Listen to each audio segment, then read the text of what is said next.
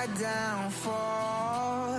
My love, if you feel like I do right now, don't say you're on the run to the other side. My love, you say you wanna try, but you never do. Sugar, there's a reason why we lose.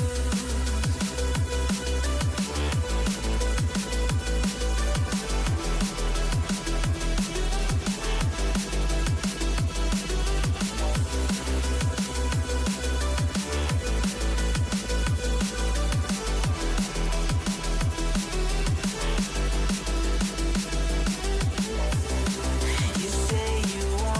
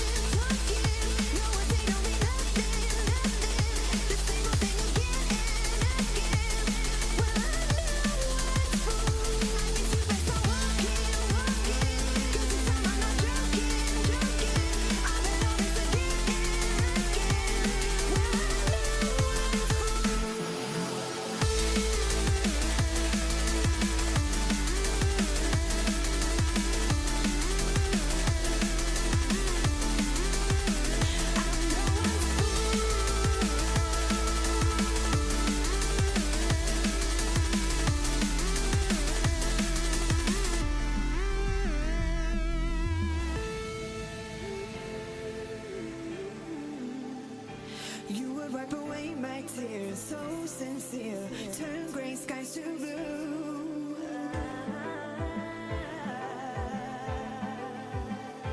You won't ever change your ways, doing what you do.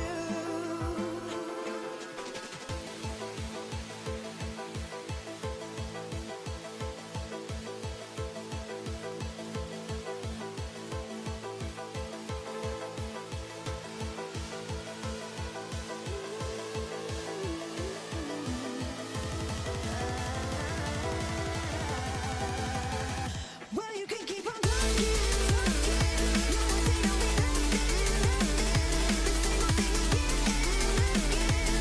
Well, I know it's wrong, I need to rest on walking, get to time, I'm not joking, I've been on this again. Well, I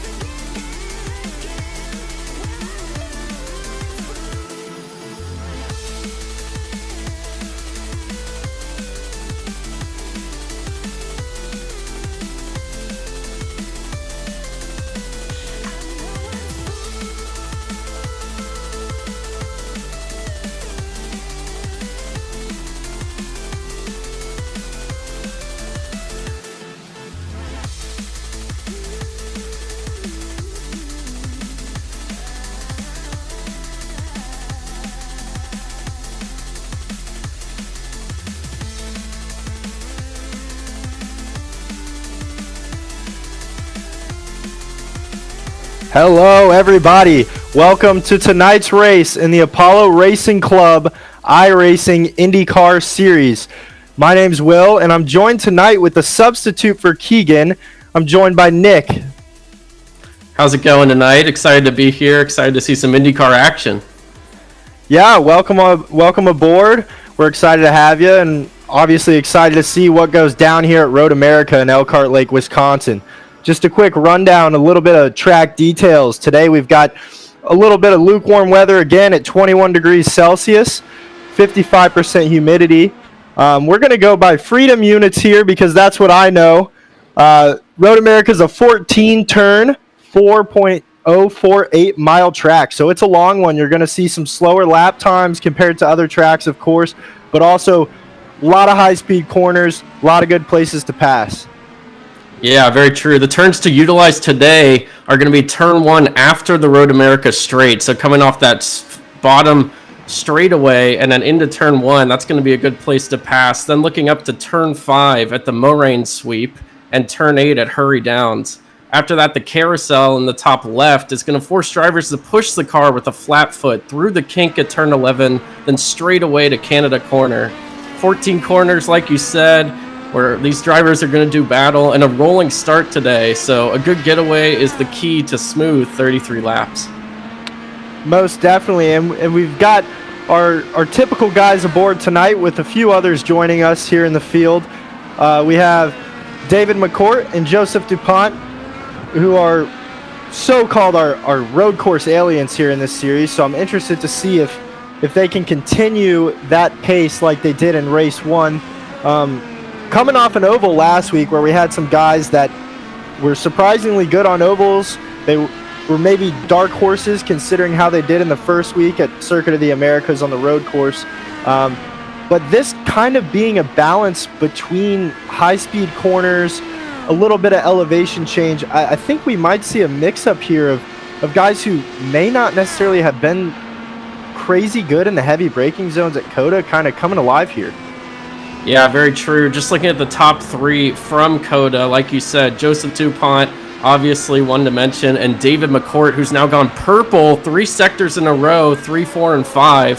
Finished second. He finished 13th at the Oval at Daytona last week, and he's finishing out a pretty good qualifying lap right here. And Hero currently on projected pole with a 145.9. Oh, McCourt just passes him, a 144.5. Yeah, an impressive lap there. And there we see Joseph DuPont coming up in second. So not too many surprises here. Obviously, getting the win that first week, he's going to be trying to chase down David McCourt here as qualifying continues and into the race. Definitely, and this is going to be a super interesting race in terms of championship standings for David McCourt. He didn't do too well at Daytona last week, finishing in P13 after a second place finish at COTA in week 1. But Joseph DuPont is leading the standings after finishing first at COTA and 6th at Daytona. So David McCourt's got some ground to make up here, which is very possible looking at their first lap pace so far. I'm going to be interested to see kind of how that develops throughout this qualifying session. Yeah, you're seeing a lot of people on the red tires here trying to get that quickest lap time that they can. And talking about Joseph DuPont already out, or excuse me, David McCourt already out for his second lap. So he's trying to take that away, get a good gap between the rest of the field right here.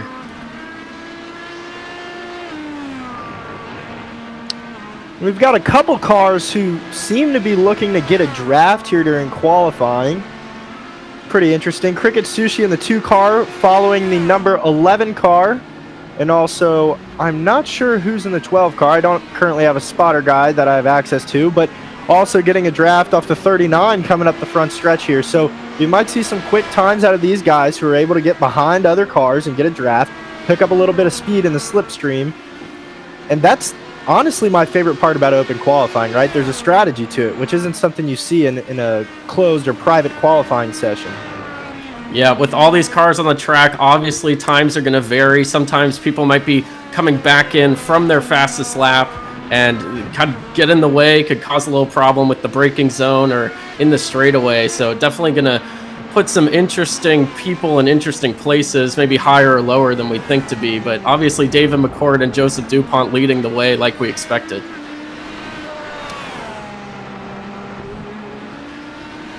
And here we're going to take a ride on board with David McCourt on his fast lap in just a moment.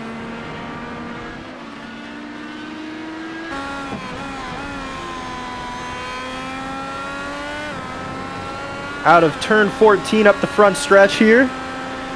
Quite the elevation change. If you've never seen it in real life, you've got to at some point. Video and TV does not do it justice. Yep, and as we talked about in open qualifying, already someone coming out of the pits slower than him, so we could see if he catches them, if that will cause a problem, but hopefully people will abide to the rules as he goes off, so that won't be a problem for David McCourt, and he'll keep going on his fast lap.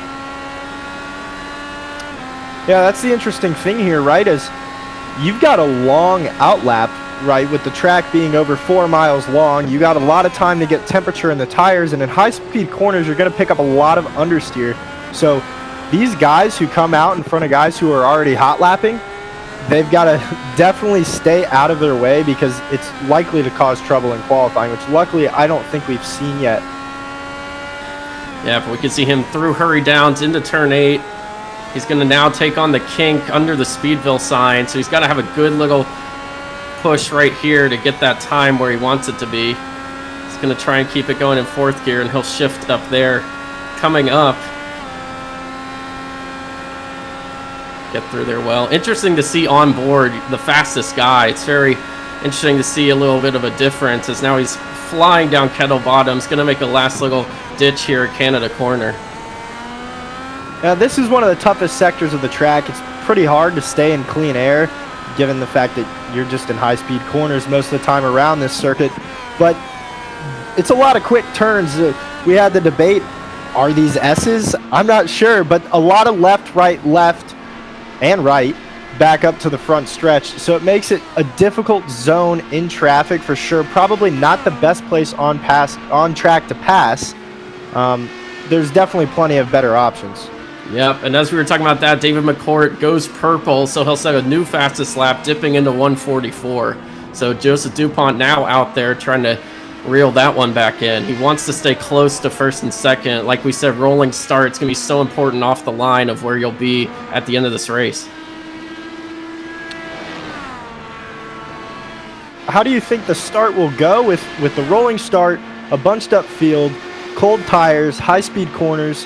You think we're going to see any action at the start in terms of maybe some incidents or, well, I hope not, but what's your projection on that? Well, I think in the middle of the field, there's going to be a lot of scrambling. People know these first few corners are going to be where you make up the most spots and obviously lose the most. And in a standing start in Formula One, a lot can happen as we see the 88 car of Joseph DuPont wrecking right there. So interesting. He was trying to go for that fastest lap, just pushed it a little too hard. But back to that start, I think in the middle of the field, it's going to be tough to get something going unless you're really aggressive. So I'm sure we're going to see some side-by-side action, some paint rubbing off. But I'm expecting the front guys to kind of pull away with it if they can stick to the plan that they have in their mind right now. Right, and I think the smartest first lap strategy here would be to kind of try and keep it clean until you're past the carousel. As long as you do that, you're going to have a great chance to pass in the draft down the kink towards kettle bottoms, and then you could probably outbrake someone in Canada corner if you catch them on the inside. Yeah, and we talked about earlier, the push to pass is going to be so important here on that long Road America straight, or if you wanted to take a gamble on kettle bottoms. So 10 of those, you're going to have 33 laps. Basically got to use once every 3 laps if you're trying to make the most of it. So that time and place of those are going to be important as the race comes down if there's a close car in front of you. And the checkered is flying, so this will be the last lap for everybody that's still out on track. We have over half the field in the pits currently, so those guys are slated to start in their respective positions, unless somebody can put down a faster time, of course. Well, checking the bottom of the screen, all those yellows, no one's going to take off David McCourt, so he'll be in the pole position, coming off a second place finish at COTA, and in second place we have the winner from Circuit of the Americas, Joseph DuPont. So the front of this field is going to be fantastic as we get underway in just a few minutes. Definitely, and I'm excited to see MLG God starting here on the second row. We know he's strong on ovals. We know he's got pace on road courses. I'm really excited to see if he can put something together here, especially in the first few laps, and see if he can take the lead at some point in this race. Yep. He had 7th place and then a top 5 at Daytona, so he's been finishing higher every time so far. So this third race, hopefully we see some more from MLG God. So quick rundown of this race. Once again, it's a 14-turn circuit, a little over 4 miles long. The race is 33 laps, and a fuel tank will last you about 12 laps. Unless you get a little bit of fuel save, you might be able to stretch it to 13, 14. So we're looking at, a little over two. We're looking at a 2-stopper here, likely. If someone can fuel save and push it, they may be able to make it in 1, which should make strategy pretty interesting. But remember, all the drivers in the field must run both tire compounds for at least 1 stint. The blacks being the primaries, a little bit harder, gonna last you a little bit longer, but you're gonna lose a little bit of pace. And the red alternates, which are softer tires, they'll come in quicker. They're gonna give you faster pace. You're gonna be able to make up a little bit of track position, but you're also gonna have to worry about that tire deg because it will probably be a factor here with the amount of high-speed corners here at Road America. And not only high-speed corners, also looking at the track temp. Right now we're sitting at 107 degrees and also 55% humidity, which will definitely affect the drag of the car and create more tire wear. So it's going to be a battle out there for these drivers, and I'm excited to see it. Definitely. David McCourt, again, starting on pole. He's won all 3 races here in the Apollo Racing Club iRacing Indycar Series. This series has run at Road America every season since season 2. So this is definitely one of the most popular road courses among all the drivers in the league. I've been told it's the most voted for track to be put on the schedule each offseason. Yeah, that's great to hear. Well, we're excited. And coming up in second, Joseph DuPont, like we talked about. MLG God in third, looking for a higher finish than his last 2 races. Hero in 4th in the 39 car, and then Matthew rounding out the top 5. Not as deep of a field as we usually see, but strategy will definitely come into play. The smaller field is hopefully looking on the upside for less trouble, less local yellows, and hopefully some good, clean racing. Well, we are excited to get this underway. We're going to get our pace lap underway once everyone grids up and forms up. And now looking at the bottom of the field, Possum had a pretty poor performance qualifying, 4 seconds off the pace. And then QQ did not set a time. So that middle of the field, like I said, is going to be a mess coming out of turn 1, I'm assuming. Hopefully they can keep it clean, keep it on the track. But only time will tell, and we're about 3 or 4 minutes away from racing here at Road America. And the tires are rolling. We are ready to go. The field is hopefully ready. We will be starting 2 wide, rolling start here in Elkhart Lake, Wisconsin. Personally, one of my favorite tracks in the IndyCar series in real life. Love going there. It's a great time. I have a blast all the time. There's not much to do around, but if I were still just a fan, I would surely enjoy the pleasure of camping out all weekend at this awesome place. Wisconsin is definitely underrated.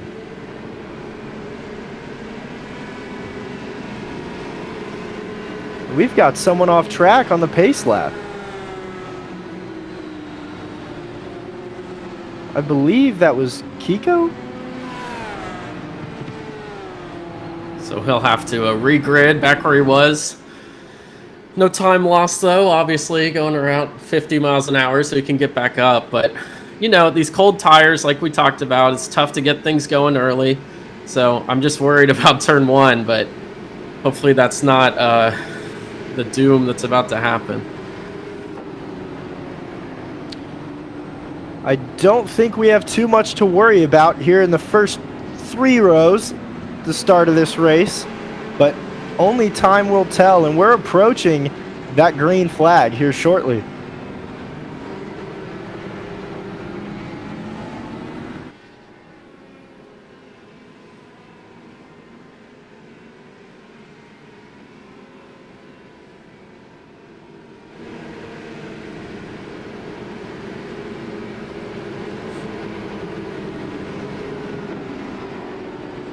So we could just focus on kind of the start of this race. Obviously, rolling start, we've said a few times, that's just so important here when you can get that initial jump on your opponent. And David McCourt in first is going to be battling Joseph DuPont. I'm assuming that they're going to get a pretty good jump just because they've done this before, 1-2 at COTA. They know how to race well and race clean. So I think that getting that jump is going to be so important. And for David McCourt, he's going to want to make the most out of that really good qualifying session. He set about a second under the rest of the field. So we know he has speed. His setup is looking good. So it's just about that initial start and that launch. And we're slowly but surely making our way back to the front stretch. Here we are down through Kettle Bottoms on our way towards Canada Corner. Turn 12 of 14. Like I stated before, this is going to be probably your last chance at passing in the lap. You can maybe squeeze something out of turn 14, but this is where you can really outbrake people, dive up the inside. We've seen it happen before. We've seen it happen in real life. It's a pretty viable passing zone, and I'd be interested to see if there's any takers here on the first lap, assuming we make it through the first 11 corners all right. Yep, I'm just worried about that turn 5 dive bomb. I feel like we're going to see that pretty often at Moraine Sweep, and that's coming off of turn 3 and 4 with a fast straightaway. So let's just hope everyone can keep it going as we round turn 14. We are ready for IndyCar action on this Thursday night. And the pace car's off. David McCourt sets the pace up the hill of the front stretch here at Road America. Ready for 33 laps of action as we go green. McCourt looks to get a solid jump here. MLG God up the inside of Joseph DuPont into second. And it looks like they get into each other a little bit in turn 1, and we already have an accident. Joseph DuPont going all the way to the back. An unfortunate start. Like we said, that qualifying was all for nothing as he's now in the back. Going to have to tow back. It looked like the tire came off. So a crazy start. We saw MLG God going side by side through turn 1 at high speeds, and that's never going to end well. And there was what I assumed would happen. And Joseph DuPont kicking himself right now for letting that happen so early into a 33-lap race. Yeah, this is going to be rough for Joseph here. He's going to have to pull off some sort of scheme and strategy to kind of find his way back into this race. But I'm sure that little accident there caused some sort of spread in the field as we see the cars spacing out a little bit more. And hopefully we're going to start to settle in here. Yep, and David McCourt already 4 seconds ahead, just like we predicted. And now MLG Guy and Hero going side by side.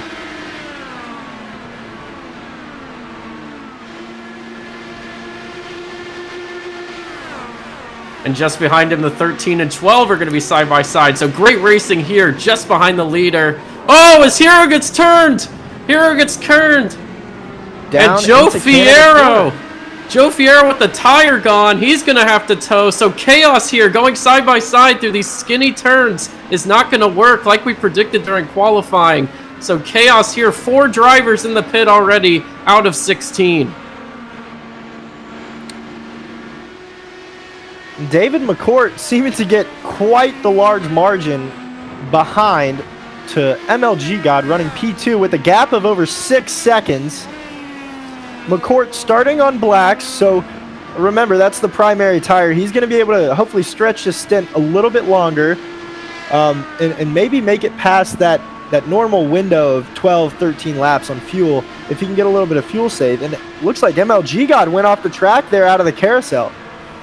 MLG God started so well, turned 2 drivers, and then it seems he turned himself. So I think that was a bit... Oh, he just got in the grass, it looks like, and overcooked the turn. So yes, that was a bit of own payback there, turning 2 of the top 3 drivers, does it to himself. So he's going to drop all the way back, and that will give Hero some sense of happiness as his day seems to be over. Both out. Joseph DuPont also. Oh, as another turn. Kiko going down into the gravel. There is just chaos happening like I predicted in the middle of the field right now. Right, and I believe that was that down into turn 8? Yep, right before the carousel. So that was one of our passing places, and he got the pass off, but just not cleanly. Yeah, and I know you had mentioned turn 5 earlier out of the Moraine sweep. That's a downhill left-hander. That's a heavy braking zone. We will probably see a lot of people get loose there, trying to make some passes. You definitely get loose on exit. But personally, I think turn 8 is very similar to turn 5 in that sense. You kind of have the same thing, and knowing you're going into the carousel, you don't really want to run side by side. So a lot of guys, if they're running side by side down into 8, they're going to try and make a move. That way they're not in the dirty air through the carousel. Well, 3 laps down and 4 drivers out. So a crazy start to this as they hook each other. And now the 9 car of Matthew and Kubaye with the 93 are both into the gravel. So just an insane way to start this as a nearly dangerous rejoin. And 9 has a tire puncture in the left rear. And now the 11 car is going to have to go around them, and the 9 spins again. So chaos here at the back of the field. It's almost better to just wait in the pits until these people crash themselves out. Just a crazy way to begin this race, only 3 laps in. And David McCourt making a statement here. He's got about a 10-second lead, which is pretty crazy. I'm kind of bummed out we didn't get to see some good, clean racing between McCourt and DuPont there at the beginning. It's unfortunate DuPont's out. Like I said before we started, before we went green, DuPont's in a little bit of a rough situation in terms of championship standings. So this is going to be a huge loss for him this week. Well, yeah, we're talking about that 10-second lead, and just behind him, Pop Dog with a 3-second lead. So the field definitely starting to spread out. I think these side-by-side crashes are probably going to calm down here as the field kind of takes a deep breath, and the people who got through it get through it. But as we say it, the 0-0 of Pop Dog in second going straight through. He's going to get some incident points for that. I'm wondering if he just lost concentration or lost grip there, but an interesting way to let Cricket Sushi, who we just highlighted, had a 3-second lead, now can get all the way back. He's using his push to pass here, trying to close up that gap down the front straightaway. David McCourt just sitting comfortably here. Like I said, you can make this race on one stop, and McCourt made the right choice of starting on blacks. With this lead, do you think we'll see him go into any sort of fuel save to kind of make sure he can make it to that stretched out pit window and make this race on one stop? Yeah, I definitely think that with this type of lead, he sees it. He knows there's not too much to worry about. I think he can start coasting through corners. He knows as long as nothing crazy happens, he should have this in the bag with a good pit stop and, like you said, a good pit-saving strategy.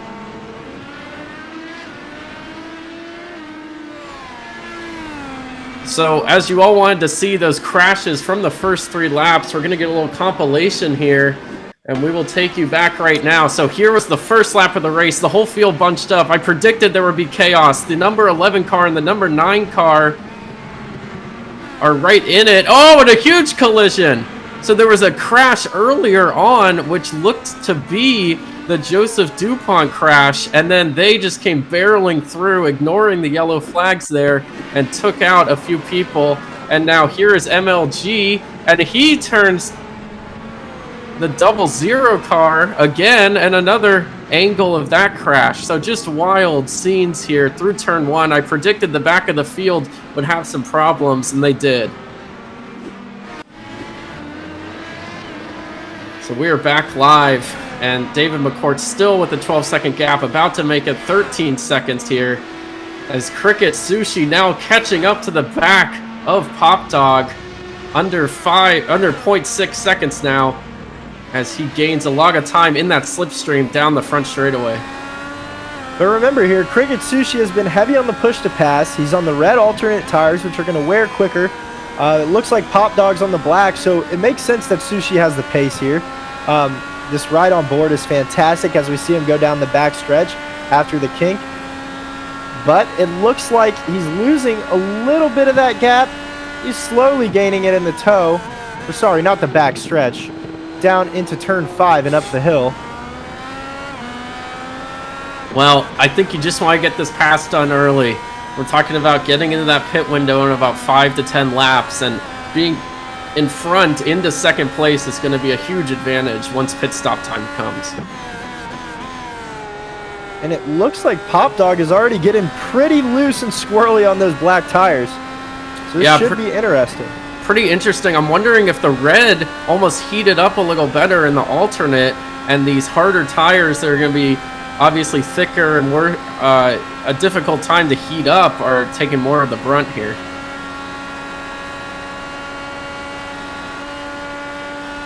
Still gaining from behind, going all the way up to 6th gear. He's going to drop it down to 2nd. Tried to gain some time through that turn, but Pop Dog almost getting loose, still got enough grip to make it out. But like I said, the 2-car Cricket Sushi is definitely going to try and make this pass early and not worry about pitting right behind that 2nd place position.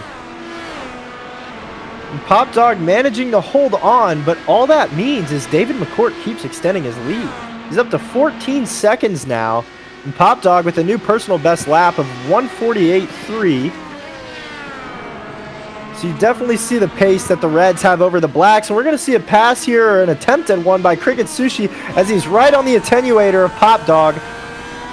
So going through turn 3, this is what we talked about, that strong push right now into turn 5, passing turn 4 right now, and now would be a good time to use push to pass. He chooses not to. Can he send it inside through the dive bomb? We're going to see he does go for the dive bomb, but he overcooks it by a lot. Unbelievable. He's into the gravel, tries to save it. The tires keep going, and he lost 4 to 5 seconds. Going to be even more by the time he gets up to speed. An interesting move to dive bomb on lap 5 in these type of conditions, and it did not pay off. So a pretty wild move. We talked about turn 5 all day, and there we saw some of its craziness.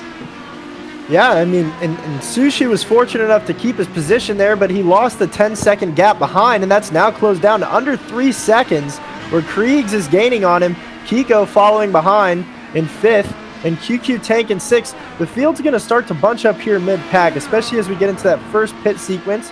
We're about halfway through this stint now, so brace up, get ready for a good pit sequence. I'm excited to see what strategies play out, who decides to undercut, who decides to overcut, and I think tires and obviously fuel is a main factor here, but we already see people on the black tires getting very loose, and I wonder if that's going to push them to pit earlier.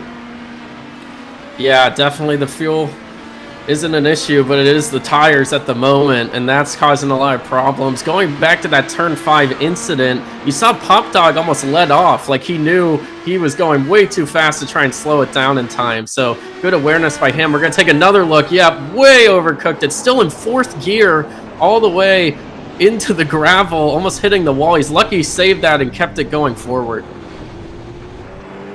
Definitely. The kitty litter definitely helped him out there. He slowed up. That could have been the end of his race, but luckily he's still sitting in P3.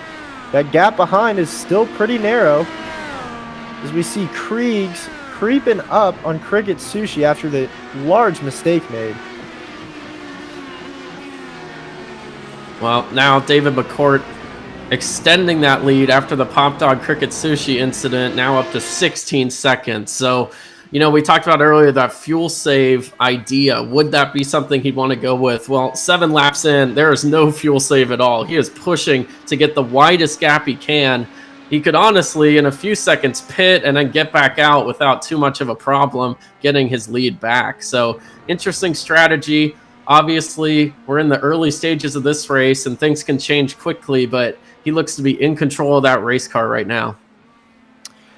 And all I can think he's doing here is he's happy with starting on the blacks. He's trying to build that gap up as much as possible. And given the fact that he'll be on reds in the next stint, since you have to run both compounds, that's honestly the perfect time to fuel save once you have your gap built up, because then you don't chew through that softer compound tire as fast. Yeah, and he looks in control, but still as fast as the first lap. So, as we saw with other drivers struggling on this harder compound, he seems to be handling it pretty well. If we could take a look at Kriegs and Kiko, they are side by side, it looks, on the front straightaway. Yep, there they are.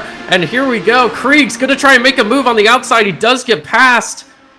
And Kriegs now into the braking zone, just around. But Kiko makes something happen and gets in front of him in the 11 car. And now a third car has sucked up to the back of them, and that'll be QQ trying to make another pass. So interesting stuff happening here, trying to get that top 4 position. And QQ getting quite loose out of 3.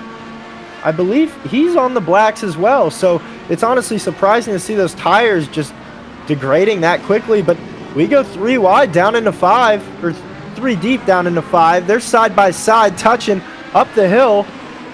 This is going to be interesting when we get to the carousel. Yep, and as you say it, we're coming through turn 7 in a straight line, but that might change here at turn 8 as he goes side by side. Now trying to make a move. He gets the move on the inside, and it pays off. So unlike Cricket Sushi, he slowed down in time, and that will give Kriegs into 5th place over Kiko. And I believe was that Onid D-Stack there in the middle. A lapped car, the number 11 car of Onid. He's there chopping it up with the guys that are still on the lead lap. We've got a 16-car field here, and only 9 cars are on the lead lap. So we've already stretched out quite a bit here on lap 9 of 33 at Road America. We've got a ways to go, and we're going to see some action. We're approaching that pit window shortly, too. Yeah, so I apologize for that. I was looking at the top left, and obviously the lap car was not showing up, so I was very confused of who was where. But it's all settled out now. The lap car probably hearing some words on the radio, a bit aggressive to be trying to pull off turns on those fresher tires. But it's all squared away now, and yes, lap 9 as David McCourt now at an 18-second advantage, looking to push that to 20 before he pits, most likely. So here we're on board with Kriegs. And now side by side. Wide in 3. Yeah, they're pushing it. They're trying to get up. Crazy that a lap car is doing this, going side by side down into turn 5. He's going to let off just a little, but he's not letting the lead lap cars by. It's a big spin. Kiko goes around in front of the lap car, in front of Kriegs, and a huge disaster is now MLG gone. Looking to overtake it, he spins. Oh, there's chaos over at turn 5, headed into turn 6. MLG goes around. And like I said earlier, that's a heavy braking zone. You're going to see some people attempting to pass. We've seen it 3 times now. Heavy braking, late braking. I mentioned that you get loose on exit. We see it all the time. It happened. 2 cars snapped out from underneath those guys there, and that's just not a great way to kind of sort yourself out here in the middle of this race. Hopefully they can keep some pace. That bunches everybody mid-pack up a little bit again, as now Kiko only has a 1.5 second gap on MLG God as he tries to hunt him down. Krieg's still finding his rhythm. He's got a gap in front and behind him, so he's going to try and settle in here towards the end of this stint. I think we're going to see some takers here in the next lap or so down pit lane. Yeah, so some chaos here as we're just about 1/3 of the way through the race. And, oh, I think QQ had an issue. He let MLG God by. Look at that right front tire right there. It's sideways, not rolling. I might be incorrect. Oh, he goes wide. Yep, you can see the kink right there in the tire. He's going to have to pit, so I'm not sure where that came from. Maybe contact with MLG God, as now MLG God also into pit lane. So it looked like they had a collision off camera. We're going to try and get that replay in just a few minutes, but crazy stuff happening for the people at the back of the first lap. Interesting by QQ Tank as well. Obviously, he was lucky enough to be able to pit in there. Like you mentioned, his wheel was just not right. He had absolutely no front wing, so there must have been some sort of contact there. Oh, and it's turn 5 again. He goes into the gravel. People cannot figure this place out. And that's crazy. Kiko, actually. Oh, that is Kiko. Okay. How wild is that? So these 2 turns, turn 5 and turn 8, just causing problems, and obviously going to be slow trying to get around the carousel when your front right tire is turned towards you. So just fantastic theatrics here as David McCourt now, during leaving that all behind him, up to a 22-second lead. And now we're down to 5 cars on the lead lap. We've seen some takers. Oh, someone's in the grass. Someone's in the grass. Oh, man. It is hard to stay on today, and that's Kiko again. With those new tires. I think he's having a hard time heating them up. He's weaving back and forth, trying to get them warm, possibly. So just a lot of chaos here as he goes around on the new tires. Oh, Kiko, what are you doing? 5. Oh, boy. And he might be done for the day. He's going to get a tow back to pit lane, and that'll drop him way down. As you see, the bottom 4 are out, possibly followed by Kiko. So, yep, there he goes. So Kiko has retired. That is 5 racers out of 16 are gone, and 6 on the lead lap.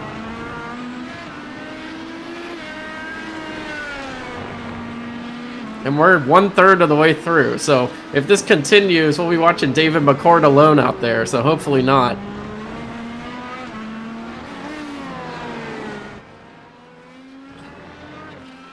David McCourt seeming to keep control of this race while all the chaos goes down behind him. I wonder where he's at on fuel. His tires look to still be all right on the primary compound as he goes a little bit wide in 14 up the front stretch, and he will not pit this lap. Yeah, like we talked about, he could be fuel saving. Honestly, he's dominating so much, it's hard to tell on the interval. But it looks to be like he is confident with how it's driving. We saw him whipping through turn 1. He didn't have any issues, no getting loose, no problems. So as long as the fuel is holding up, I think he's confident staying out there right now. Not too many on-track battles going on at the moment. That could get shaken up here in the pit sequence. Pop Dog with another personal best lap, a 1:48.0.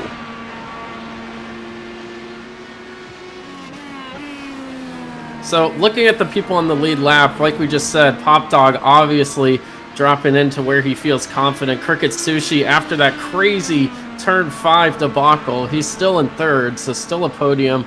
Krieg's trying to make some ground up, still 7 seconds back on 3rd place.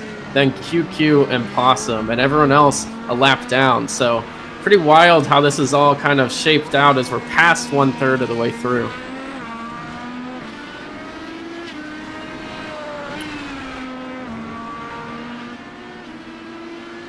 And we want to give a special thank you to our sponsor, Driver61.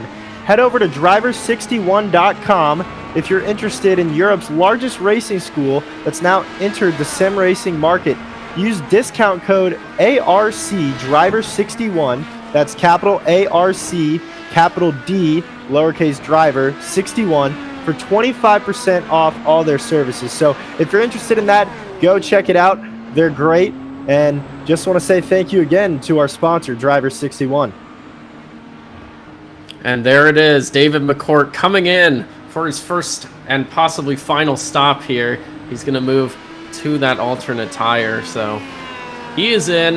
And Pop Dog, this is the time to grind, but obviously 25 seconds down. He's going to hop into pit lane too. Follow the leader, as they say. So the top two on pit road.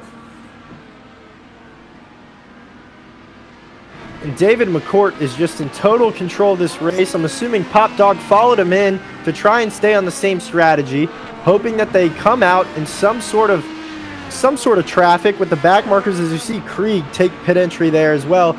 But if McCourt and Pop Dog both come out in some sort of traffic, Pop Dog is just hoping and praying that McCourt is slowed up or maybe forced into an incident. But it looks like he's got clean track in front of him with lapped car on a D-stack close following behind. Yep, and there's Possum in the 6 car. He's coming up the front straightaway, so he might meet some of them, but instead he jumps into pit. So everyone getting through. They all kind of chose the same strategy, like we said. Probably running about 1 lap or so of fuel left. We predicted 13 to 14 laps was the fuel window, and the tires we saw were causing problems. So I think all of them will benefit from a full tank and some fresh tires. For sure, and it looks like McCourt also made up a few seconds on Pop Dog there in pit lane in the pit sequence. Looks like Pop Dog locked up a little bit on the brakes trying to enter the pits. Cost him a little bit of time, but he's comfortable. He's got a 9, almost 10-second gap behind the Cricket Sushi as we see Pop Dog wheel it through turn 7. He's headed down towards turn 8 where we've seen some trouble here today. And he's going to follow through the carousel on cold tires as he goes wide into 8. 8 is just causing problems nonstop. Well, we talked about these 3 corners before. 1 is where it all started. 5 is where people have been making some crazy moves. And 8 also sending a lot of people into the gravel. So just pretty wild how it's all worked out so far. But excited to see these last about half of the race to see if anything crazy can happen. And eventually, Pop Dog is going to come up behind the 13 car of Comrade Question, who's actually a lap down, I believe. This is going to present some sort of problem here in the next lap or so, as he's going to continue to try and make up time to catch David McCourt. Yeah, now MLG God looking at QQ pretty close there, about 4 seconds now.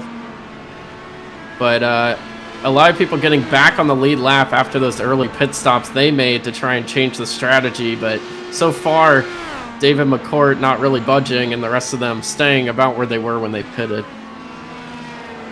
Right, and we see David McCourt there on the track map on the right side of the screen, closing in on MLG God, who is trying his hardest to not go a lap down. He's had a lot of bad luck, a lot of issues today. He can't make another mistake or he's going to lose that lap. Oh, it looks like he has. My apologies. David McCourt just in total control. I'll say it time and time again. That gap is up to 32 seconds now. And he's just pulling away. Yep.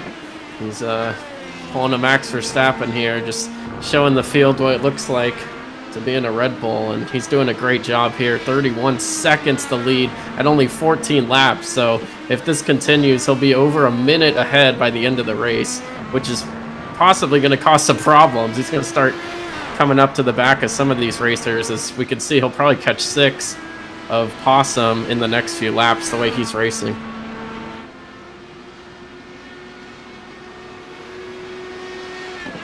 And he's starting to settle in here on these fresh red tires. He's a couple laps into the stint now. I'm really interested to see if he goes on some sort of fuel save or if he's going to be a taker on a second stop.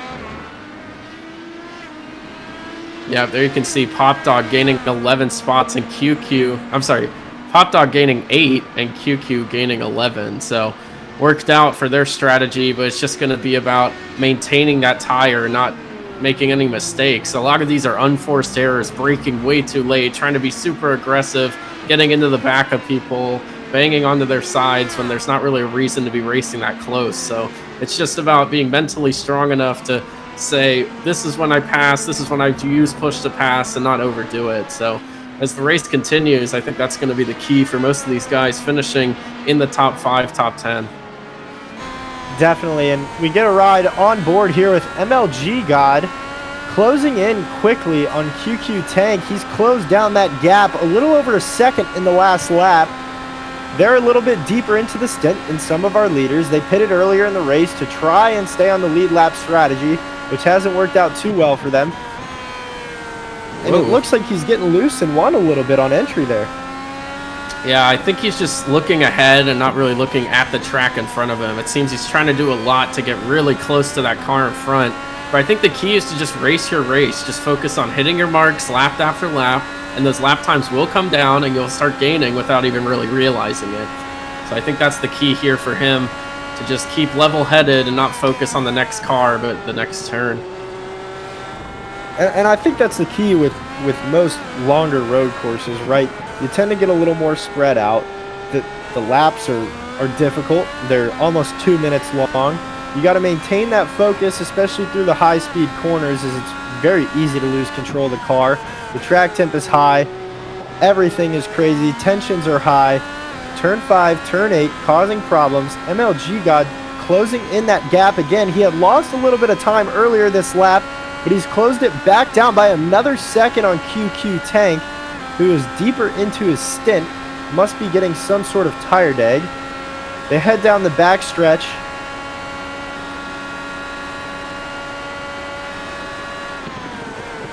And I think if he was just trying to find his rhythm.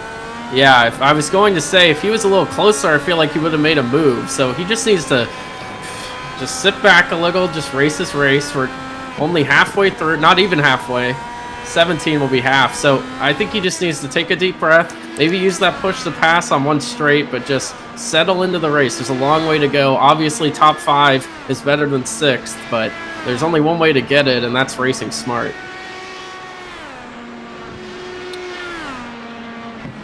And smart or not, this has been quite a hectic day for a road course. You usually don't see this many incidents unless you're on super speedways and ovals like we saw some last week at Daytona. These cars were absolutely crazy there. We had multi-line racing. It was awesome to see dark horses pop out of nowhere, lead a few laps, some interesting strategy. And next week we're on to Iowa Speedway in Newton, Iowa, which is a 7/8 of a mile oval, so a lot shorter track. Some of these guys will hopefully be able to make up some ground in the championship standings after some unfortunate events today. But MLG God still staying behind QQ Tank by about a second and a half, as it seems to be that kind of middle sector of the track seems to be his best sector in terms of making up some track position. And in a couple laps here, I predict he's going to be right on the attenuator of QQ Tank trying to make something happen. Well, we hope to see it. Could we get over to Kriegs right now? He's in a close battle with Frankenfoot. They are side by side, it looks to be. Yeah, very close here. So Frankenfoot a lap down. Really no reason to be racing the top 4 driver, but he's close enough to make something happen. And we've seen these guys get aggressive into turn 1 as now they cross the start-finish line, possibly in that slipstream, getting a lot of speed. They just seem to kind of send it up the inside way more aggressively than they need to. So I could see this going poorly if both of these drivers don't take a step back. But it's really on Frankenfoot, who's the lap down, to make something happen. MLG has now closed that gap to 4/10 up the front stretch. He's in the toe of QQ Tank. I wonder if he was on the push to pass there. He must have been to make up that much ground that quickly. They're going to head down towards turn 3. I think we're going to see something happen again in turn 5. Hopefully nothing unreasonable is forced, but it's looking like he's already peeking towards the inside a little bit as QQ Tank heads towards the middle of the track to make MLG make a decision. He runs up the inside, down the hill into turn 5. They're side by side, and QQ Tank gets loose. No contact whatsoever, just trying to brake too fast. Turn 5, turn 8. These cars are going downhill at an excessive rate of speed. They're going full throttle to absolutely no throttle, and he locks it up there and turns. So that's been a pretty common thing we've seen today. And it's unfortunate when there's this side-by-side racing and the first turn they take side-by-side goes poorly. So we'll get a replay of this from on board, and you're going to see, you can watch the gauge. He's in 6th, and he's going to slam on the brakes. 5, 4, 3, downshifts way too early, and that's going to send him around with no contact made. MLG God scrapes away there without getting another incident, but he forces himself into the top 5. We're going to have another close battle here as QQ Tank lost a lot of time there, and Matthew is starting to pick up pace on him as well. Close that gap down to 2 seconds. We're going to see another battle involving QQ Tank here in a minute. Yep, that 93 car of Matthew on the prowl. He's losing time at 1.7 after that first turn, and now on the straightaway he's going to gain a lot of time here down to 1.6, and that keeps going. So you could assume he's using push to pass to get a huge run, looking again for 5th place, or for 6th place if he could pass QQ soon. Just a little too far back to make something happen. And already you can see the track mac, David McCourt on the straightaway. So just amazing how David McCourt is doing now. 36, about to be 37 seconds ahead of 2nd place. Just domination from the green flag at the beginning of the race. And domination is the word. He's seemingly the only driver in the field today to not be involved in some sort of incident or make any sort of mistake. He's been pretty much flawless. It's going to be interesting to see if he can keep it that way. Oh, someone behind him. Start to wear, and someone goes off behind. I believe that's a 6 car of Possum. Yeah, Possum overcooked that corner, and he went into the grass. So almost 20 laps in, the mental wear is starting to hit, I'm sure. Being back in 8th or 9th, obviously you want a better objection, but there we see a good battle here again between Matthew and QQ, and they are back and forth as they go around the kink and all the way down to Canada Corner. Got a good battle here. I'm interested to see at this point in the stint how their tires are. If he's able to run side by side with QQ, lesson learned down into turn 5, so hopefully he doesn't make the same mistake again, because at this rate something is going to happen here. Someone's going to have to make a move. Matthew's getting a little loose as well on those. I believe he's on the reds. Yes, he is. So that's a little tougher, but he's trying to get the most out of it, as now he's gaining a lot of time in the front stretch in the slipstream. Can he get close enough? He cannot into turn 1, but that sets him up perfectly going up to turn 3 and into the Moraine sweep, where we've seen so many cars try and make an opportunity. So a good turn 3 here, that'll send them straight down into turn 4 and all the way down to turn 5 at the bottom of the hill. I'm getting nervous here. I don't know about you, but I don't want to see another turn 5 incident. Well, after that launch he got out of turn 3, I think he's a little too far back, but obviously turn 8, the infamous turn 8, where so many cars have been going around, and even QQ went around next to MLG God. So here we see him braking into turn 6, way down to 2nd gear. He's going to get all the way back up as he rounds around turn 7, going into turn 8, down another hill, but just a little too far back to make something happen. But it's the mental games. If you're filling up QQ's rearview mirror, he might be looking behind you, doesn't even focus on where that car's going. And I know from my experience, I know you mentioned the mental game, from my experience working with open wheel cars the past year or so in both Indy Lights and the Indycar series, drivers have a tough time here. Long laps we talked about earlier, but the tire deg here is massive. These tires on a hot track surface do not like to go many laps at that high of speeds around corners, and you're getting the aero push too. It's a tough track to kind of maintain that rhythm and keep that pace on, but the only guy who's seemingly been able to do that is David McCourt. I know we keep bringing him up, but that gap has extended to 41 seconds now, and he's on pace to win by well over a minute. Yep, and now we see just behind David McCourt, 41 seconds behind him, Pop Dog and Cricket Sushi battling for that second place. Obviously, Cricket Sushi on the podium, not too much to worry about, but he's going to put up a fight until the end of this race. And then we jump back to Matthew and QQ, who are still very close. So as we get to the 21st lap, a lot of quick little battles happening throughout the track. We're now on board with Matthew, going down into the straightaway, not using push to pass, but still getting a big boost. And he'll go into turn 5, just behind the car of QQ, who gets a little loose, but keeps it together. That's going to give Matthew a huge boost, and he will take that into turn 6, gets around QQ. QQ's mental and just driving errors have been unprecedented today. It seems like he's had a lot of trouble with the tire degradation, like you said. If I'm QQ now, I feel like I start to settle in to the fact that I'm running P7. I've got over a minute gap behind to own a D-stack. There's no reason to try and force anything here. Kind of at this stage of the stint too, that the tires are shot. You got to kind of preserve them a little bit. We see Sushi make his way up all the way to, what car is that? I can't tell. Is that the 93 again? No, I think that's the 00 Pop Dog. He's going for a move for second place in the race. He takes the lead. What a way to do it on the back straight. Oh, they're side by side. Now Cricket Sushi on the outside, trying to make it work with Pop Dog on the inside. And they're still side by side. This is going to be dangerous into turn number 6. Still side by side. Fantastic racing from the second and third place position, as now just gets a tire on the back. He's going to go through the gravel and have to tuck in behind.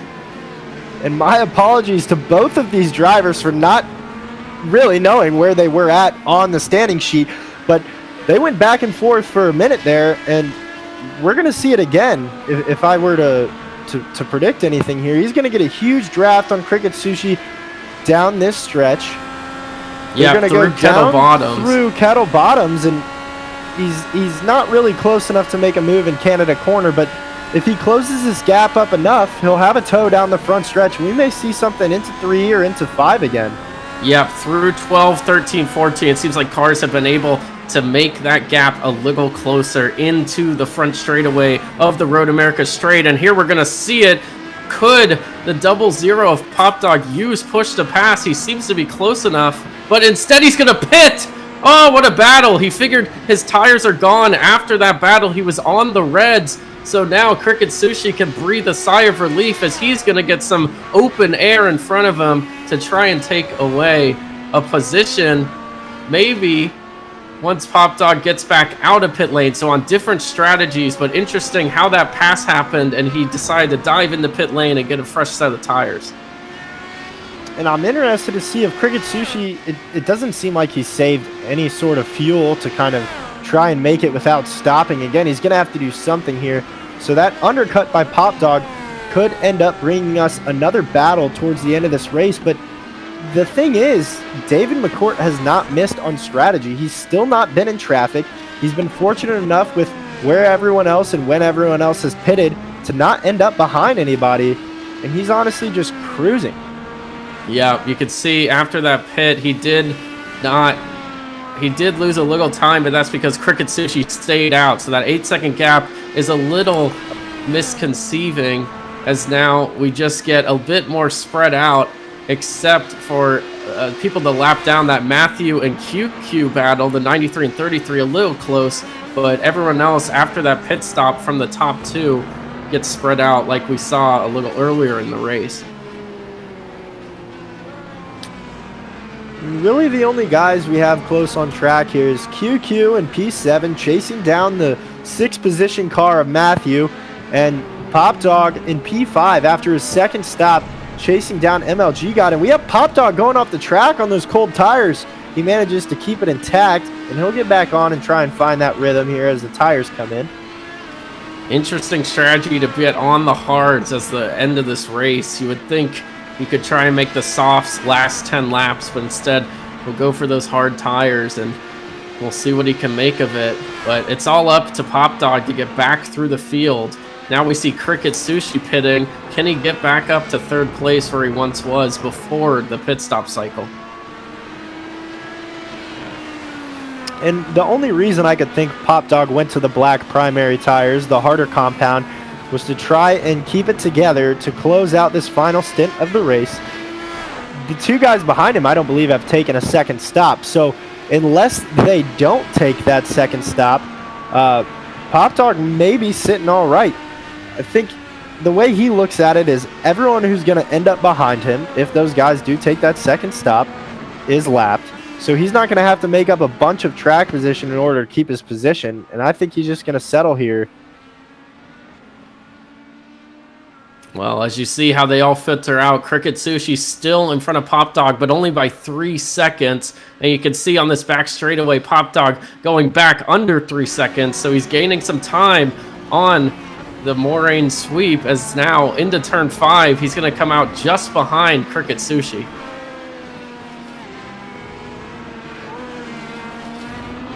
Pop Dog trying not to push it too hard on this first out lap.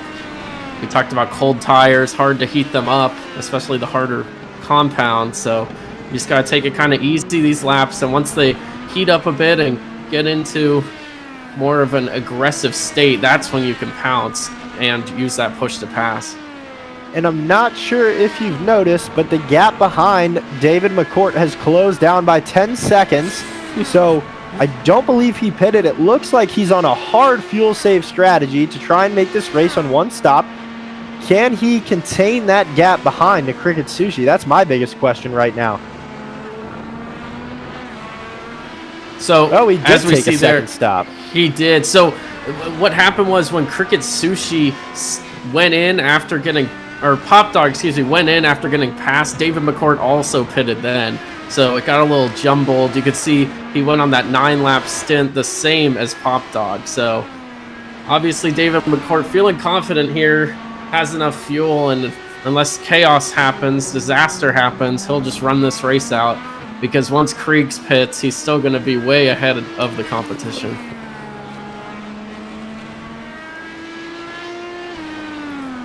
But as we're seeing, only 4 drivers, including the leader, on the lead lap. So a wild 4-mile track can create some of these crazy scorecards at the end of the race.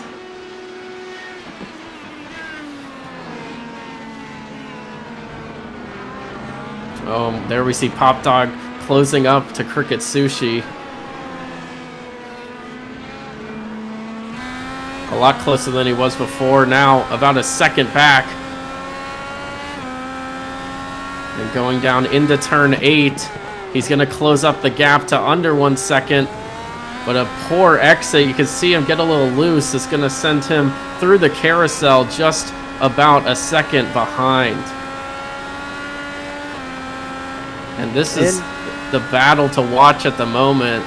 These two drivers fighting for second, because once Kriegs, who's in second, pits, he'll drop all the way down to about 6th or 7th.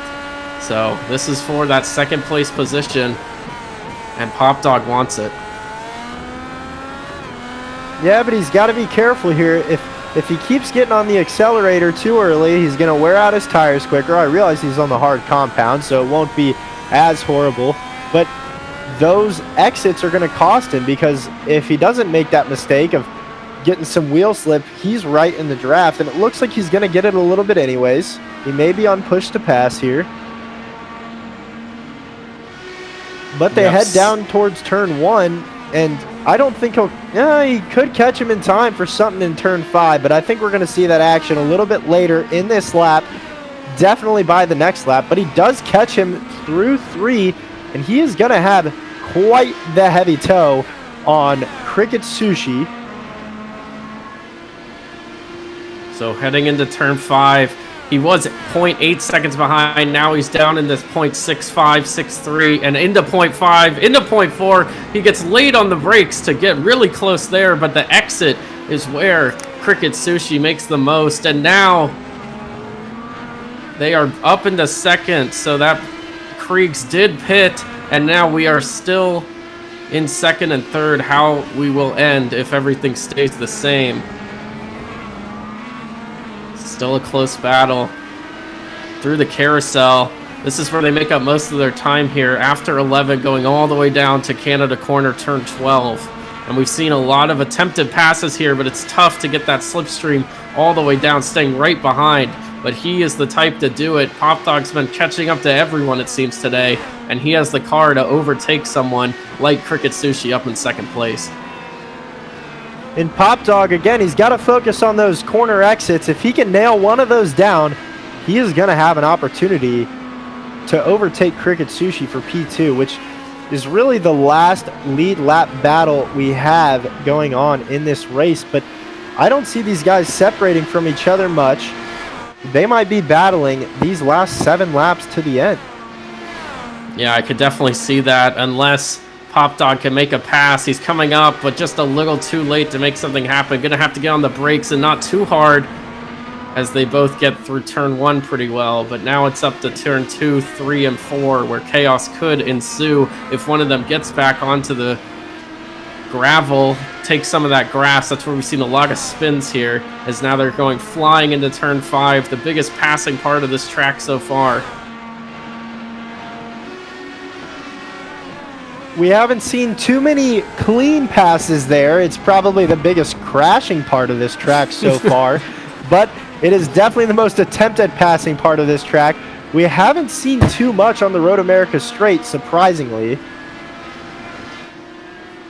Yeah, you would think on that front straightaway a lot of action would be happening, but it just seems they're trying to set up something later in the run. After turn 1, you kind of take that easy, get through turn 3, and then they go for it. So they feel like the back half of the track is maybe a bit wider, a bit easier to get something going.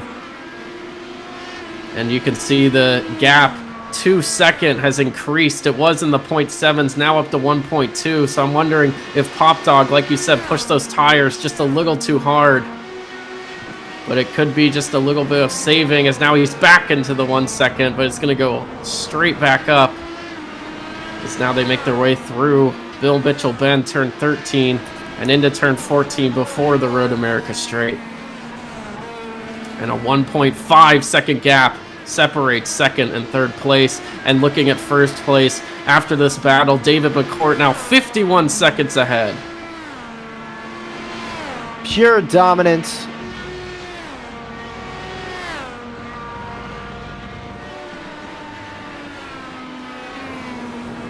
Pop Dog managing to stay on the tail of Cricket Sushi, but Cricket Sushi is doing a heck of a job of keeping that gap over a second to Pop Dog, trying to maintain second place as we come down to the last half of the final stint of this race. It's going to get dicey here. The tires are going to start to go. We're going to see a little more degradation. And you know Pop Dog is not going to finish this race without trying to make some sort of move, as we see him push through nearly every corner on this 4-mile circuit to try and make something happen for those championship points. I personally think it's a little too early to be pushing like this. I think this is where the tires start to go. The mentality of I can catch him starts to go away on these in this hot condition. I just think it's a little too early. You have 6 laps to go and you're pushing like this. I think bad things could happen if the tires start to go away quickly.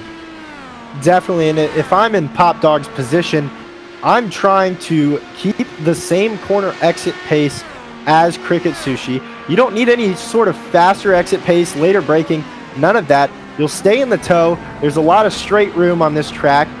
You don't even have to try and make a dive bomb sort of pass, heavy braking pass on him. If you're in his mirrors, he is going to be watching you. And from what we've seen so far, that has forced a lot of drivers into mistakes that have actually cost them their race. We've got 6 drivers out, 10 cars of the 16-car field still in this battle, but only 6 of them on the lead lap. As we've said many, many times, David McCourt just showing his dominance. And you see Pop Dog has just torn up his tires here as he continues to lose a little bit of that gap. Yep, and you can watch from this onboard view his steering wheel. He's having to shift so early to try and get the car slowed down, especially going into turn 5 coming up. I think you're going to see him drop it down to second or even first gear to try and get it slowed down. These tires are locking up but not having as much grip as they hoped. Yep, there he goes into first gear and goes wide. So this was it. I think he blew it too early. He tried to go for it at lap 26, lap 27, and that's not the strategy. And also, I think going onto the hard compound that early may have cost him too. I think he's got the wrong mentality here into all these corners. He's trying to brake late to make up time, but he does not need to do so. If anything, brake a little bit earlier, keep the car stable, keep it under balance, get good exit speed, especially out of the carousel and through the kink here. And if he manages to do that on one of these final laps, he could get a run on Cricket Sushi, but it doesn't seem that Sushi has torn through his tires as much, and he just continues slowly building that gap up to Pop Dog.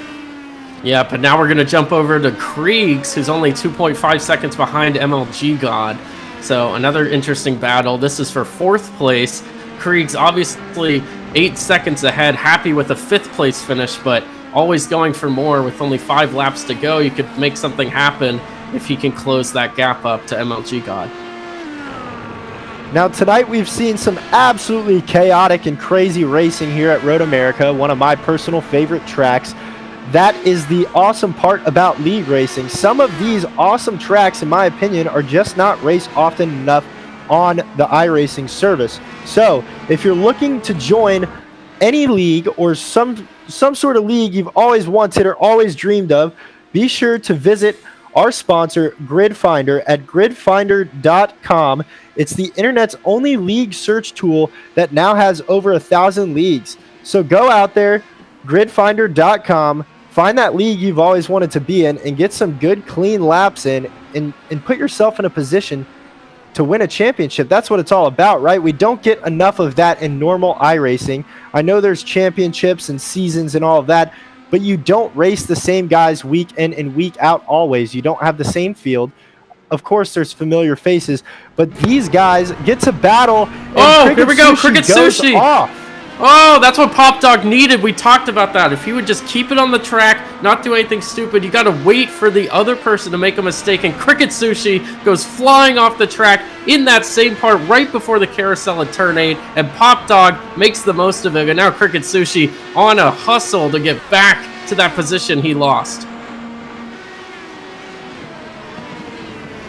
And as I was saying, that's the best part about this league racing, right? Is these guys battled last week, they battled the week before that, and they're battling now. As Sushi makes a costly mistake, it's going to cost him a few points in the championship. We've still got a few laps left here.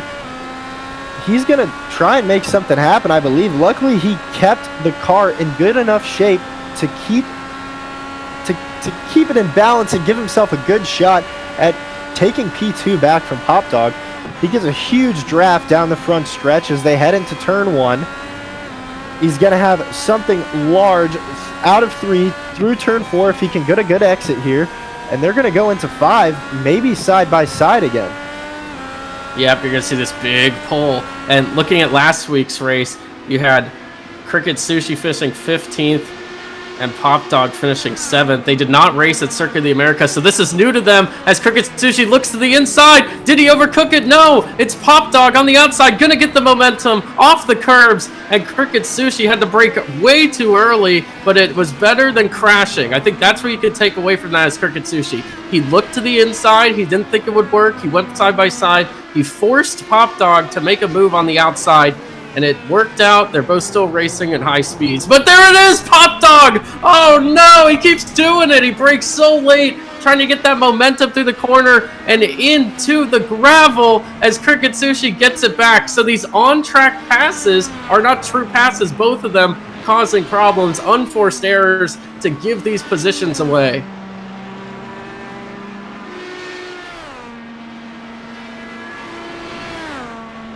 An unbelievable turn of events. You see these two battling, and it's just, I don't really get it. Maybe you could try to explain what the mindset is, but if you're in front of someone, why are you braking late? Just go through the turn, try and block it off, kill their momentum. Yeah, and to see these guys, and he goes off again, but they make the same mistake a lap apart from each other, And swapping Pop Dog is between done. P2 and P3, but you see Pop Dog goes wide there in the final corner of this 31st lap of the race and loses his front wing. He's going to have to pit now, and it looks like he's going to drop several positions, likely around P5 or P6, which is just terrible, terrible. But Cricket Sushi will sail off into the sunset with no sight of David McCourt to be seen. And there you see Pop Dog just locks it up late in the corner and sends it into the tire barrier. Yeah, you talked about how long this circuit is. Sometimes you forget what the next corner is. Seemed like he was looking ahead of him, trying to figure out when he could get after Cricket Sushi, and instead just misses his braking point, and that's what's going to happen. Drops to a lap down and all the way down. So unfortunate end to his day. He was doing really well, and he'll still finish within the top 10. It's just obviously fighting for second, and that changes everything. Right, and I think that's the toughest part as a driver of any sim racing game, to grasp these faster, longer circuits. It's not so much about heavy braking zones and braking later. It's all about that corner exit. If you get a little bit of lockup going into a corner, say turn 3 or turn 10 out of the carousel, if you get any sort of lockup or any sort of wheel slip, you are going to have drastically slower pace down these long stretches, which in turn is going to end up costing you a lot of time. We've seen it a lot today. Pop Dog was lucky enough that Cricket Sushi forced himself into a mistake to where they could have a battle, but those late braking zones and poor corner exits will cost you a lot of time and burn up tires very quickly, which is just super unfortunate. That's why we've seen a lot of incidents here. We've seen a lot of guys kind of doing the corners backwards, but we've still seen some close battles. We've seen some guys go side by side. It's not the widest track in the world, being at 33 feet wide, but not many guys have been able to pull something off side by side cleanly. Yeah, and you know, the only person to do that right was David McCourt on that first lap. He got out in front and then let the rest of them crash behind him. And as we get to the final lap here, as David McCourt comes out of turn 14 and going to take the front stretch, I think we should spend this last 2 minutes of this last lap just giving a hand to David McCourt. He is now going to be, by the end of this, 1 minute ahead of second place after some chaos happening behind him. But I said it on the pace lap, from that first point, you had to get a good jump, and he got a perfect jump, because it's not only getting the jump on second place, it's the jump on third, fourth, fifth that's flying through turn 1, and that's exactly what we saw. MLG guy went flying into second place, and it just all went downhill from everyone else. You can see everyone now a lap down. They've all had to do extra pits, getting extra tires. They're flipping around, they're spinning, they're hitting their front wings gone, but one person that stayed true the whole time was David McCourt, as he's about to go 1 minute ahead of the field. And like you said, that jump was everything, right? Of course, you got to keep it together the full 33 laps of the race, but that jump kept him out of the carnage we saw in turn 1 on the first lap as we went green, and that just gave him a huge lead from the get-go. And for the first time today on the final lap, David McCourt is finally closing in on some of the field's back markers, which he was fortunate enough not to experience all night. That is absolutely huge. He's probably been able to save the tires quite a bit and just keep the car clean and in shape. We round the final corners. David McCourt with over a minute lead back to Cricket Sushi in P2. MLG God has fought his way back up all the way to P3. Those incidents did not stop him, but we see McCourt out of the final corner and up the front stretch. David McCourt wins here at Road America in the Apollo Racing Club iRacing Indycar Series. What a win for David McCourt. No other word than dominant. Yeah, but we're going to have to wait 1 minute for the rest of the field to come through, so just an outstanding job from the pace car going in all the way to lap 33. Just a fantastic job. Obviously ran away with it and deserves that win. And with that win and Joseph DuPont's early struggles today, David McCourt looks to be able to jump Joseph DuPont in the standings. McCourt finished P2 at Circuit of the Americas in round 1 and P13 in round 2 at Daytona International Speedway. Joseph DuPont won our first race of the year, but finished 6th last week and 15th today. So Joseph DuPont, with the 15th place finish today, is now lower than McCourt's worst P13 finish last week. So huge in terms of championship implications. I know this was only through round 3, but these are the guys that we talk about week in and week out being aliens on road courses. So David McCourt dominating today, putting himself back up in front of Joseph DuPont, making a commanding statement. And as I mentioned earlier, we go to Iowa next week, so a very technical short oval at 7/8 of a mile, and these guys are going to be wheel to wheel the whole time, so expect some carnage there. It will be the same time next week. That's 9 p.m. Eastern next Thursday night, December 9th. I'm excited. How about you? Yeah, that's going to be great. Obviously, I hope they can figure out these side-by-side problems. There's not going to be turn 5, turn 8 with these huge braking zones, but as we see some carnage there. But yeah, I'm excited for next week. I also want to point out MLG God. I feel very strongly that he will not come home third after tonight. I think there's going to be a lot of drivers upset. We saw one of them just plow into him. He caused almost every wreck in those first 3 laps. So I expect him to be on the incident sheet and moving down that once the final results come out.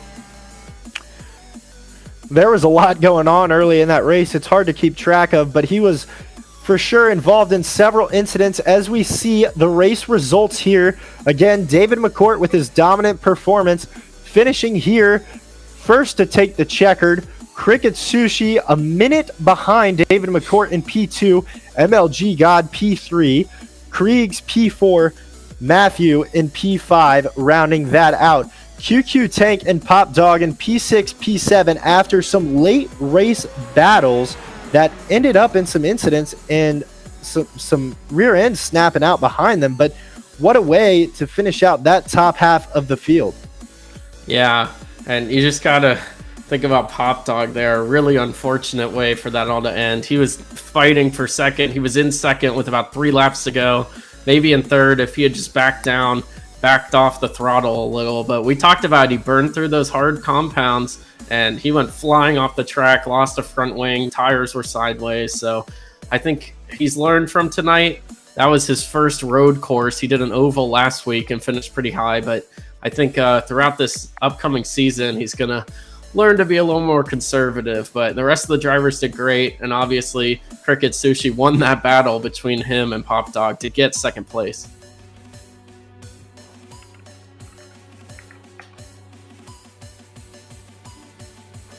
And it looks like we will eventually have an interview with Cricket Sushi.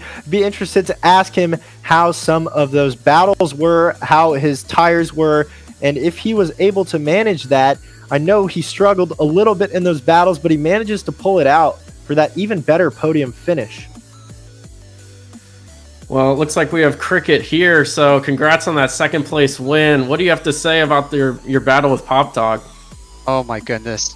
I can't wait to rewatch the stream, because if it was as exciting as it was in the cockpit, I'm sure it was pretty cool on the stream. Yeah, guys, the battle was insane. I felt like he was matching me every lap. He was a little faster here, I was a little faster there. I knew on the first pit stop where I started on the alternate and he started on the black and he went on the alternate. I knew I had to make it happen after the first pit stop on the second stop. Otherwise, I think he was going to have me. Mm-hmm. So coming out of turn 14, I think Pop Dog was looking at you instead of the braking point, completely missed it. Did you see him behind you crash and you knew you were kind of home free at that point, or were you not sure what happened to him? Yeah, I did, because I was watching my relative very closely on the straights, and then I looked at my mirror and I saw just the car sail in the distance. I'm like, what happened? But after that, I was like, I'm nursing this car home. I don't care if I'm 2 seconds a lap slower. I'm bringing it home.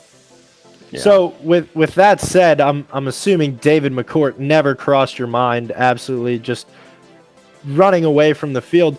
Was there any point in the race where you thought, maybe if I keep this rhythm and try and keep a good race pace and he gets forced into a mistake by a back marker, you could catch him, or were you just too focused on the battles you were having?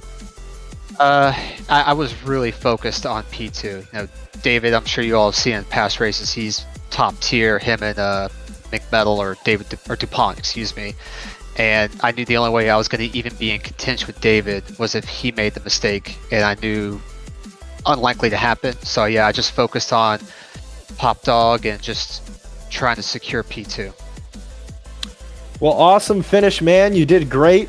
Some of those battles were very entertaining for us to watch, as well as I'm sure everyone else following along with the stream. We wish you best of luck the rest of the season, and we hope to talk to you next week after hopefully a great finish at Iowa. Yeah, I'm still working on my oval game. Very much in the rookie phase of ovals, but I love it. I wasn't a oval guy. I never even watched it until I started doing it with this group in iRacing. And I'm out next week, but the week after at Spa, I'll definitely be there. And I can't wait to watch it. Guys, can I just say real quick, the commentary team here is absolutely fantastic. I love watching the stream. Thank you. Yeah, the three of you and whoever is in the background changing the camera is just great stuff. So can't wait to watch this one, and I'll definitely watch Iowa. Great. Well, congrats on P2. Thank you. Hey, thanks a lot, guys. Thank you. All right, so elephant in the room. I did just say MLG God would not finish third after tonight, and he is here to face me right on. But congrats on P3, MLG God. How do you think the race went? Well, from my end, not so well. I mean, turn one, lap one was just I got too deep on the brakes on cold tires and hit McMetal, and that was not what I wanted to have happen. And then I just started losing talent left and right. Yeah, well, do you think you will be assessed penalties? We saw one of the drivers, I think it was QQ, crash into you after. So do you think those guys are going to be a little upset at you next week when you go to Iowa? I don't know. I'm obviously going to report the turn one, lap one incident. And then I think later on in the race where QQ and I had a spin, it was actually QQ just spun on his own. We didn't make any contact. Yeah, we saw that one. Yeah. So just hard racing. I gotcha.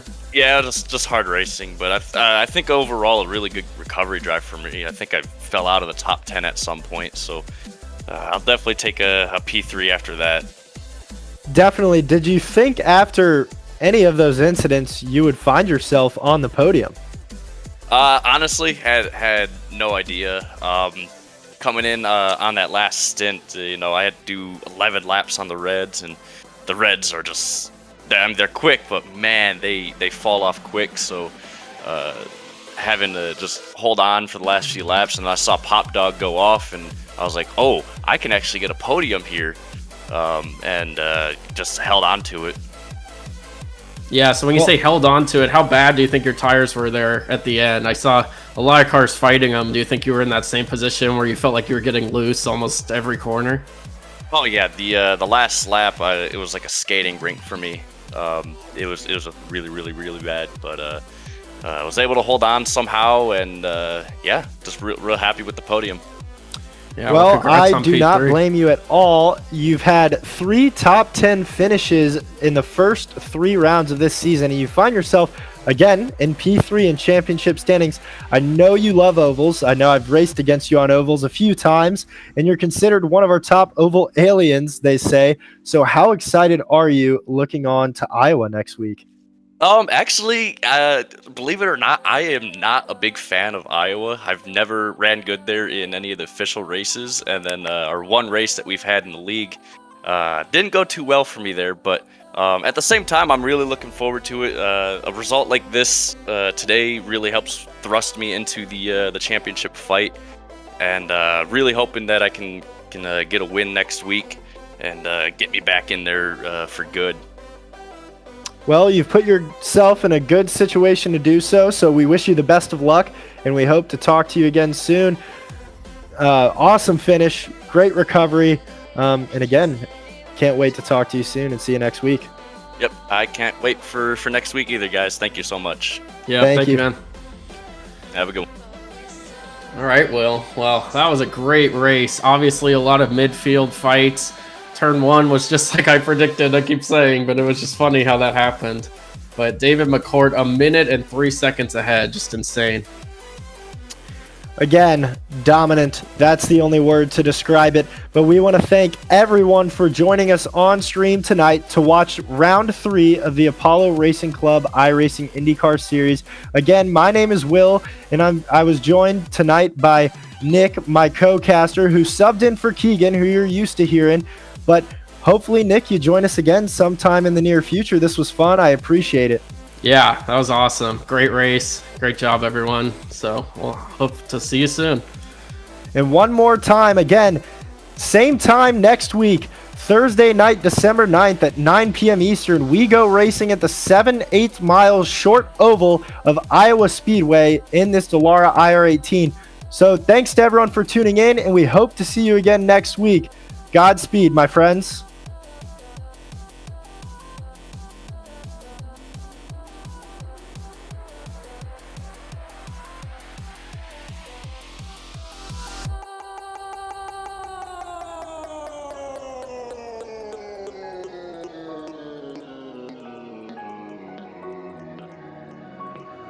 We see the sunrise in front of us as our life unfolds and stories told. We stand alone. Shadows of light create innocence, counting down the counting of the endless.